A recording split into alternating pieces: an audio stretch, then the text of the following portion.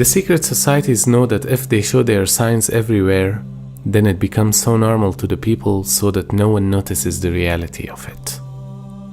Because if something becomes so obvious, it will become common and no one would take it serious.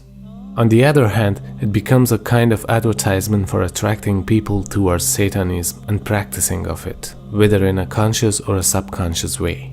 And as a result, today we see masses are using these symbols. Their signs became a trend to the people, and people became customers of their products and follow their way of thinking.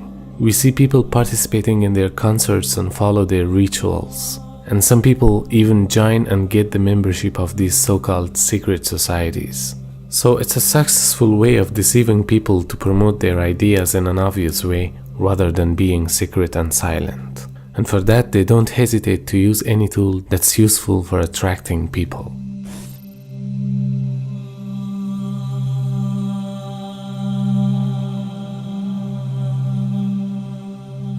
Shaitan wants you to commit the sin with accepting the accountability of that sin.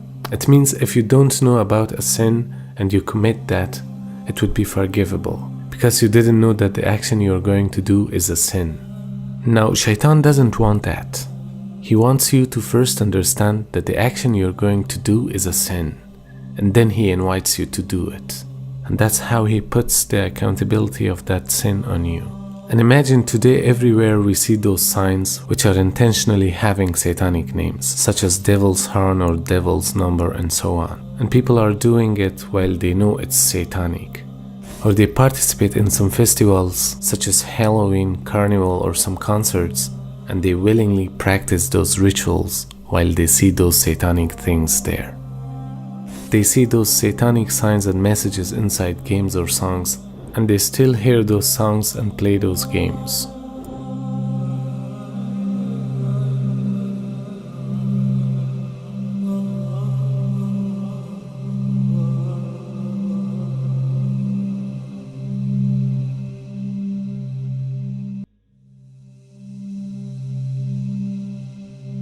Subhanallah, the day of resurrection, there's no such thing, my father is a prophet or my mother is pious. No. Your deeds would lead you to paradise or to hell. Allah subhanahu wa ta'ala tells us that the shaitan has a khutbah, he gives a khutbah in hell. And he said, Inna Allah wa'adakum wa'ad al-haq. Allah has promised you the promise of truth. Wa wa'adtukum fa akhlaftukum. And I've promised you, but I've betrayed you. I did not fulfill my promise. And then he said something that I want you to pay attention, my dear respected brothers and sisters. He said, وَمَا كَانَ لِي عَلَيْكُمْ مِنْ سُلْطَانٍ. He said, I have no authority over you. Shaitan says he wants to defend himself. He said, I had no authority over you. إِلَّا أَن دَعَوْتُكُمْ فَاسْتَجَبْتُمْ لِي. Except that I've called you and you've responded to me. That's all. Shaitan tells you, go to the casino. Shaitan tells you, surf the internet for something which is haram. Shaitan tells you to deal in usury. Shaitan tells you to brag and boast because you belong to this country or this country. Shaitan tells you it's through your intelligence and because of you're so smart, you're able to obtain all this wealth.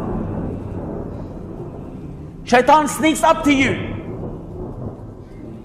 He said, وَمَا كَانَ لِي عَلَيْكُمْ مِنْ سُلْطَانٍ إِلَّا أَنْ دَعَوْتُكُمْ. I had no authority over you. I have no control over you, except that I've called you and you've responded to me. فَلَا تَلُومُونِي وَلُومُوا أَنفُسَكُمْ. Then he said, blame me not. Don't blame me, but blame yourself. Shaitan wants to defend himself. I had no authority over you, except that I've just called you and you've responded to me. Blame me not, but blame yourself.